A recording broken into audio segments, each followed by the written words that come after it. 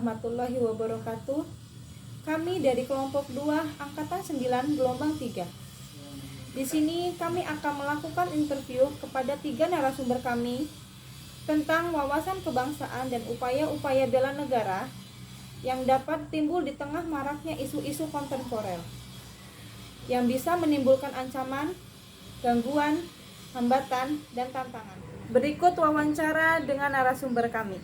Di sini saya akan mewawancarai salah satu narasumber terkait tentang isu-isu yang ada di Indonesia, bagaimana cara kita menyikapinya sebagai warga negara Indonesia dengan dari segi bela negaranya.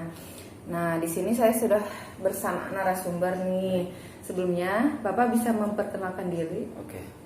Assalamualaikum warahmatullahi wabarakatuh. Waalaikumsalam warahmatullahi wabarakatuh. Perkenalkan, nama saya Yusuf Nur Arifin, karyawan RSUD Pandega Pangandaran. Baik, Pak.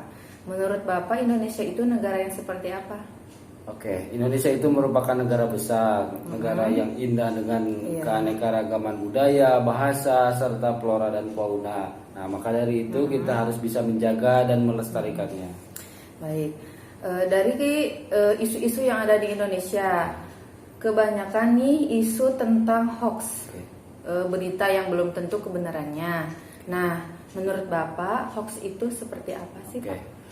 Menurut saya hoax itu adalah kabar atau berita yang belum tentu akan kebenarannya. Bisa juga disebut berita bohong. Nah, maka dari itu kita sebagai warga negara yang baik harus bisa mencegah agar tidak tersebar luas ke orang-orang awam, sehingga kita bisa meminimalisir hal-hal yang tidak diinginkan.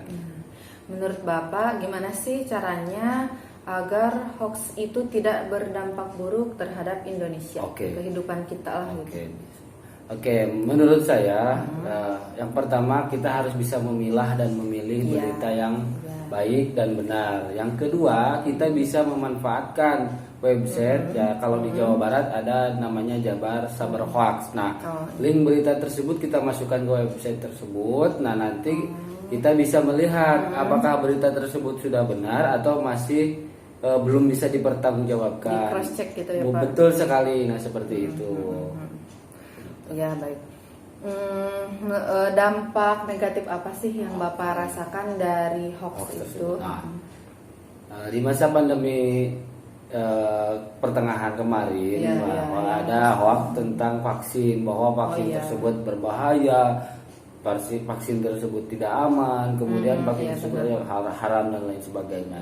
Nah, itu merupakan dampak negatif kepada kita, bahwa sedangkan vaksin itu bisa melindungi kita. Sebenarnya betul untuk kebaikan kita ya, Pak ya. Untuk kebaikan kita dan orang-orang di sekitar kita. Buat imun kita, betul sekali.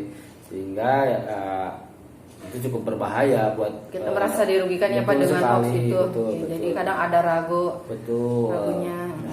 Apalagi orang-orang yang emang tidak mengecek kebenaran informasi itu, jadi korban dari hoax itu ya sangat dirugikan sekali. Betul sekali. Jadi menurut Bapak kita itu harus cara menyikapi hoax itu dengan cermat, dengan teliti, cross check lagi gitu ya, Pak ya. Jadi kita harus lebih hati-hati, harus menguji lagi kebenaran akan berita tersebut. Betul. Harus lebih pintar lagi gitu ya, gitu. Smart people. Betul sekali. Ngomong-ngomong, profesi Bapak apa sih, Pak? Saya perawat yang bertugas di Pustu. Di Pustu itu di desa? Iya, di desa. Di desa. Saya ingin mengajukan beberapa pertanyaan, boleh? Iya, boleh nggak apa-apa.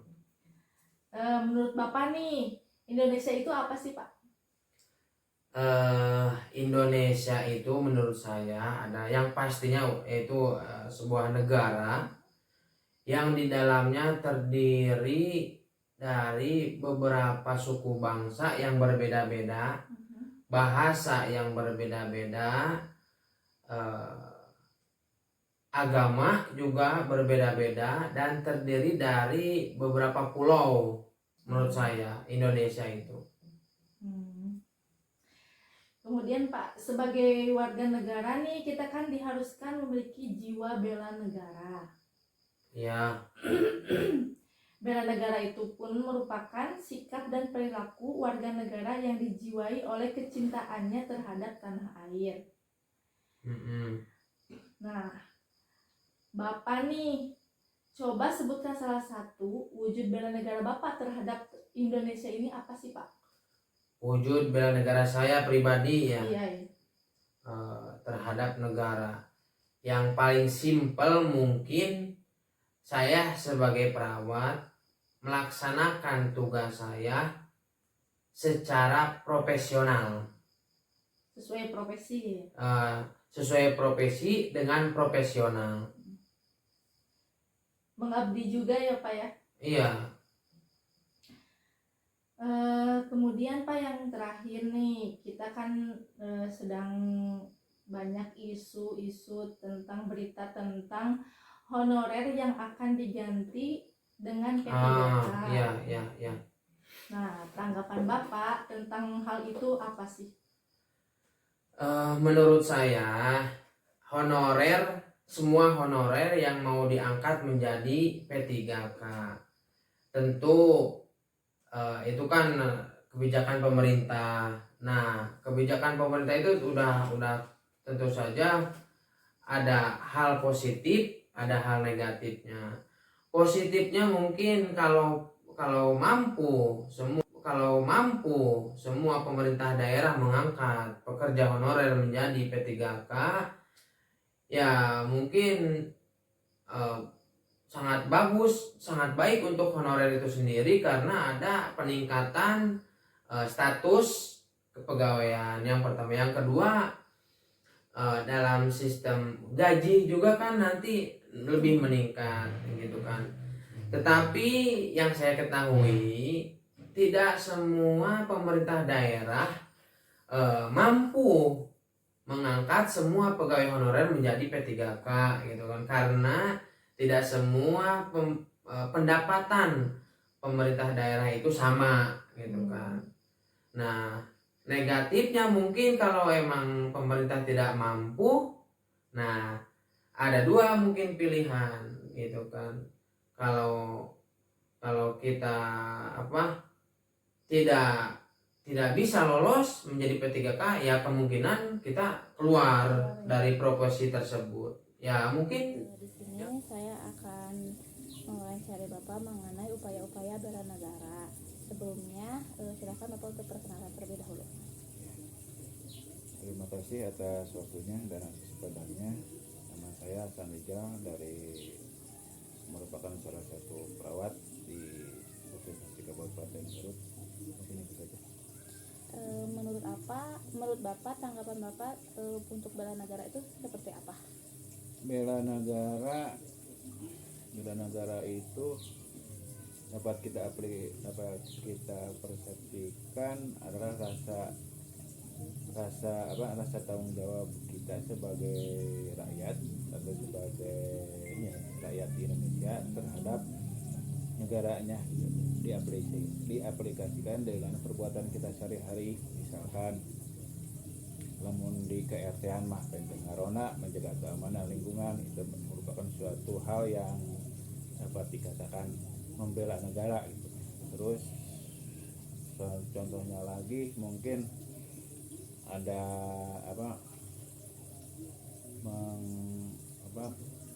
meminimalisir atau menjaga keamanan di lingkungan, terus di tempat kerja dan lain sebagainya mungkin. Ya, untuk sekarang kan banyak sekali ya Pak isu-isu berita di Indonesia yang lagi terupdate, baik itu di media sosial ataupun televisi. Berita apa yang Bapak ketahui untuk saat ini?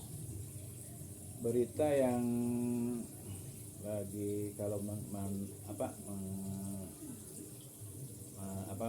mengevaluasi dari pemberitaan sehari, kalau di sini kan cuma ada lewat media yaitu televisi ya, itu termasuk ada kenaikan BBM ya.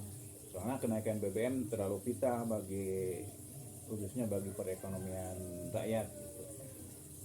Kalau di sini misalkan di daerah terpencil harga bensin naik, otomatis semua sektor akan naik. Sabala-bala oge seksuna nama bakal naik gitu. Dan konsumsi rakyat lumayan lah gitu. Berarti dampaknya akan ada kepada masyarakat ya Pak ya? Iya. yang dirasakan oleh masyarakat menengah ke bawah. Kalau menengah ke atas ya nggak akan terasa apa-apa gitu. Soalnya kan income perekonomian keluarnya juga tinggi. Baik, untuk menanggapi masalah tersebut, kira-kira apa yang akan Bapak lakukan terkait masalah tersebut? Untuk masalah tersebut, kalau masalah BBM, paling kalau kita sebagai rakyat kecil paling bisa menyampaikan aspirasi kita kepada, kan ada Dewan Perwakilan Rakyat. Kembali kan ada yang memegang di wilayah kita kan ada yang memegang lokasinya dewan. Kemudian aspirasi kita disampaikan ke sana, dan tidak lupa ialah kalau untuk kebijakan pemerintah tidak bisa menjegal sekaligus gitu, apapun ialah kalau kita mah sebagai rakyat, apapun yang jadi keputusan pemerintah kita harus dapat menerimanya dengan baik, jangan menanggapinya dengan cara arogan gitu. Laksanakan sekemampuan sebisa mungkin, tapi kalau kita punya kehendak, punya keinginan, boleh kita menyampaikan melalui tahapan-tahapan yang sebagaimana harusnya. Baru-baru ini pemerintah mengeluarkan beberapa kebijakan seperti yang disebutkan pada wawancara sebelumnya. Yang pertama yaitu dihapuskannya tenaga honorer, yang kedua naiknya harga BBM. Kedua kebijakan tersebut memicu banyak respon negatif dari masyarakat hingga munculnya berbagai demo yang akhirnya mengganggu kelancaran lalu lintas. Sebagai ASN, marilah kita tanggapi kebijakan pemerintah dengan tenang dan bijak, sesuai dengan core values ASN berakhlak. Dengan sikap loyal, mari kita menjaga nama baik ASN, instansi, dan negara. Sekian dari kelompok kami. Assalamualaikum warahmatullahi wabarakatuh.